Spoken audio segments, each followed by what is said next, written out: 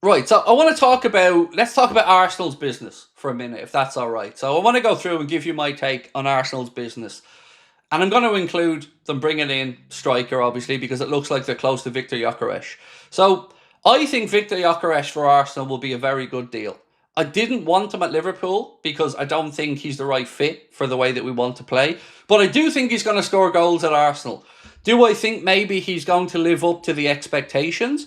Unsure, to be honest with you. I think adding in Zubamendi is a really good piece of business. I think the fee that Arsenal are going to pay for Victor Gyökeres, I would say, is a good, solid fee.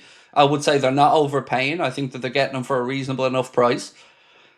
We know that there was a release clause for Zubamendi, so you had to pay what you had to pay there, and they managed to convince him where we couldn't. On top of that, I think the signing of Norgard is decent, steady business. Kepa for 5 million. I mean, as a backup keeper, you can't really complain with the experience, albeit I don't think he's great. So I think Arsenal's business has been decent. Certainly, if I rate them out of 10 so far, probably a 6.5 or a 7. But it hasn't struck the fear of God into me. Now, where I do find the most delusion in this window so far is definitely with our friends in Manchester. You know, people talking about Mbeumo and Cunha like they're Messi and Neymar. Look, these are two Premier League tested players, and these are two good players. But to some extent, Cunha went because, I know people will say he only wanted United, but nobody else was willing to take the punt. Nobody else was willing to put down the 62.5 million for a player that, let's be honest, has some temperament issues. So, good signing if you can manage him and keep him in the right mindset. And Mbeumo on the other side, look, I think they paid maybe 5 million too much, but that's irrelevant. And Mbeumo's a good, solid signing, and I'd take him at Liverpool. I've said this before. If we had have lost Mohamed Salah, Bryan Mbeumo probably be right up there at the top of my list. So that's a good, solid piece of business. But they still need to do a lot. And if you look at it from the point of view of Rasmus Højlund, Bryan Mbeumo, and Matheus Cunha cost about £205 million. £205 million for a front three that is probably a 7 out of 10. That seems a lot of money to me. So I think their business has been, I think they're at the stage where they're having to just overpay to convince some players, whether that's because of wages or whether that's the transfer fee. They made this situation with Mbeumo far more complicated than it needed to be. And if I'm a United fan, I'm sitting back and thinking, well, the issues around transfers are still there. That deal should have been done much, much more quickly. Basically, the price was put out there by Brentford and United took too long to get there. But they'll get their man, and to be fair to Mbeumo, he did decide he wanted Manchester United. He had options from the likes of Spurs, and he decided he wanted to go to United. But I think people are forgetting quite how bad they were last year. And United fans feel like they're going to be challenging for a Champions League spot this year. I really don't see it. I think Chelsea are obviously doing steady business. They always have a high turnover of players, so it's really hard to gauge. But João Pedro, I think, is a very good piece of business for them. They still need to sort their defence out, in my opinion. Cole Palmer needs to come good because I think he got away with a lot at the end of last season with, what was it, 1 goal in 6 months, something like that. So they have some questions there. But the one that really strikes me as the most odd deal of this window for me so far is Madueke to Arsenal. If I could pick out one transfer that I really just don't understand, it would be that one. You know, I can see Newcastle and Anthony Elanga. I can totally understand why they wanted him. But Madueke, am I missing something here? I know he's English and homegrown, I believe, so you're always going to pay a bit of a premium, but I've not seen anything with him to suggest that he's worth the money Arsenal are paying there. I really haven't. It just feels really, really weird. It's just not a signing that I think is going to work for them, but let's wait and see. Whereas I think if you look at Gyökeres, he'll get goals. There's no denying that. Victor Gyökeres is going to score goals for Arsenal, but Madueke, I don't know, lads. That to me that doesn't feel straight. Just feels weird. And Mbeumo is a great signing. He'll certainly help United avoid getting relegated. And Mbeumo's a really solid signing and a good character, I would say, to have in the dressing room as well. He's going to work hard, and I think United fans will really like Bryan Mbeumo because he's a very likeable guy, an honest pro who is a pain in the arse. He's a handful out there on the pitch to deal with, you know. So we will cause problems, but they've big spaces to catch up on to the likes of Liverpool, Chelsea, Arsenal, Manchester City, and I don't know if they can do it in one window or even in 2 windows. But also, you kind of ask, is this going to bite them in the ass? Because they still have to move on some of those, what do I want to call them? Bomb squad players at United? Is that the right phraseology? I don't know. But I think getting rid of the likes of Garnacho, Marcus Rashford, and the money that they're on, they might find that a little bit more difficult than they expect. Big six, where are they finishing? Seriously. At the moment, Callum, I don't know how to give you an answer to split Arsenal, Liverpool, and Manchester City, because I'm not really sure of where Manchester City are going to be.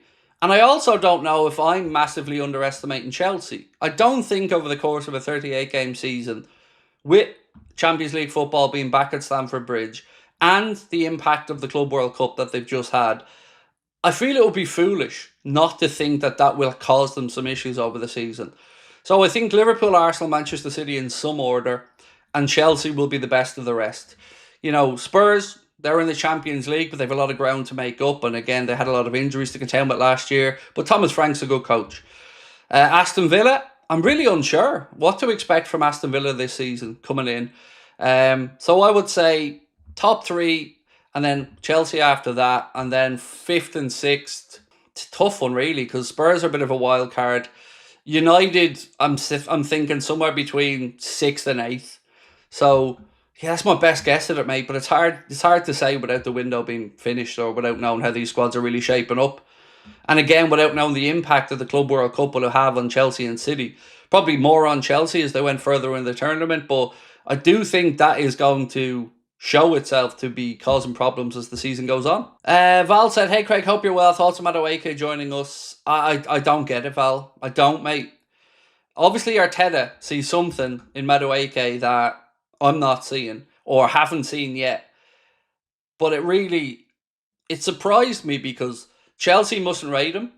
You know, Chelsea have a young squad and they're building a squad that they hope can stay together for 5, 6, 7 years. And for them to be willing to move Madueke on, I don't know. I don't get it. I really don't get it. If I was an Arsenal fan, probably wouldn't have gone as far as the petition, but I wouldn't have been happy with that signing. Detroit, Copite, how are we, my friend? I hope life's good over in America for you. I get MUFC are a big historical club and a name brand, but a name brand means nothing if the product is crap. Don't understand how they sign okay players. You've acknowledged that they're a historical club and there's always going to be pulling power. You know, to say I played for Manchester United or I played for Liverpool, it's always going to carry weight and it's always going to put you in a special bracket. They've overpaid in wages and they've wasted a lot of money on transfers over the last 10 years. So the one thing that I always laugh at is, you know, United fans have every right to moan about the Glazers because they've been an absolute shit show. But what they can't say is they haven't been backing their managers, because they have. It's just been poor decision making from the recruitment team that has led them to this position. So yeah, like this is the first summer that we've really splashed the cash net spend wise so far with FSG. And I looked on, I was going to say with envy, but it wasn't really with envy because some of the business was stupid. But I certainly would have loved Kloppo to have had access to some of the money that United have had over the years for transfers. But, you know, I think I just speak for all of us right now when I say it's pretty good being a Liverpool fan at this moment. Chada said, how's it going, Craig? What do you think about Man City's business so far? Do you think that these Cherky is better than Vert's claims need to be rubbished? Of course I don't need to be respectful for Man City. Fuck Man City, so no respect. I'll be respectful to the United fans, the Geordie fans, but no. Look, anybody that's trying to convince themselves that Ryan Cherky is in anywhere near in the same league as Florian Wirtz, ask themselves this question. Why didn't Liverpool move for him? Because he wanted Liverpool. Make no mistake about it. And Manchester City wanted Wirtz, but he came to us. So the comparisons are laughable. If Liverpool really wanted Ryan Cherky, he'd be wearing a Liverpool jersey. But ultimately, he's a talent, but not a proven talent. So these comparisons to me are copium of the highest order from a fan base that I have fuck all respect for, to be honest with you. It's just madness. It's just silliness. It just is. You know, they wanted Wirtz, they tried from, didn't get him, and now they're trying to just make themselves feel better.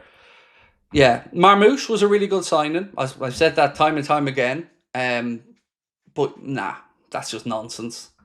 It's just nonsense. Like, it just is. You know, I can't understand a rational person thinking that he's better. You might think value-wise, you got a good player for a lower price. Fair enough. But to try and say he's on the same level as Wirtz is, it's just fucking embarrassing. I don't know what else to say.